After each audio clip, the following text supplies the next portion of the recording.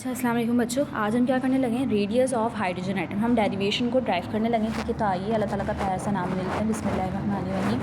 अगर आपने डेरिवेशन को क्या करना है, ड्राइव करना है, to derive an expression for the radius of nth orbit. अब आपको पता नहीं है आप कौन से ऑर्बिट का रेडियस कैलकुलेट करो, तो आपने nth ऑर्बिट बोल दिया हाइड्रोजन एटम का। कंसिडर कर लो इलेक्ट्रॉन जिसका मास क्या है m, जिसका चार्ज क्या है e। अच्छा e है उसका माइनस लगा देना, क्योंकि माइनस ना सिर्फ और सिर्फ क्या करता है, उसकी नेचर को शो करता है। क्योंकि आपको पता है इलेक्ट्रॉन और प्रोटॉन पे जो चार्ज है उन दोनों का मैग्नीट्यूड सेम है, लेकिन उन लोगों की नेचर अलग अलग है। प्रोटॉन का पॉजिटिव होता है, इलेक्ट्रॉन का क्या होता है, नेगेटिव होता है, लेकिन वैल्यू दोनों की ही क्या होती है, सेम होती है, विच इज़ 1.69 10⁻⁻19 कूलम। ठीक है। तो आपने क्या बताया, to derive an expression for the nth orbit of hydrogen atom. Consider कर ले एक इलेक्ट्रॉन जिसका मास कहता है m, चार्ज कहता है इलेक्ट्रॉन, जो कि रिवॉल्व कर रहा है सर्कुलर पाथ में, ठीक है, जिसका रेडियस है rn। Then electron must possess centimetre force.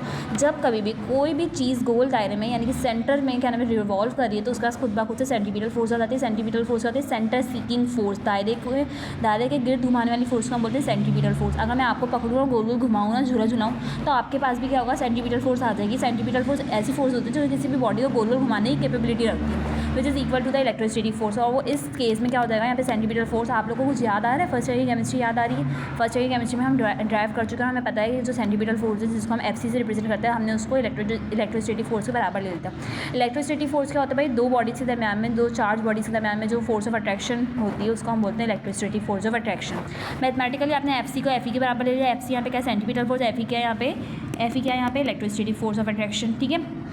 FC की वैल्यू क्या होती है, mv²/n। अब वेलोसिटी ना, इलेक्ट्रॉन ना एक जैसा नहीं है, सही। इलेक्ट्रॉन क्या है, हर ऑर्बिट में उसकी स्पीड अलग अलग है, तो इसलिए आपने vn ले लिया। ठीक है। अब हम डिपेंड करता है कि हम कौन से ऑर्बिट की स्पीड की बात कर रहे हैं इलेक्ट्रॉन की। इलेक्ट्रॉन याद रखिएगा बच्चों, हर ऑर्बिट में वो क्या है, अलग अलग तरीके से रिवॉल्व कर रहा है, उसकी एक स्पीड नहीं है। ठीक है। तो आपने ये कर दिया, ठीक है। यहाँ पे n लगा दिया, और रेडियस भी आपको पता है एक जैसा नहीं है, रेडियस भी क्या है, वेरी करता है। Very mean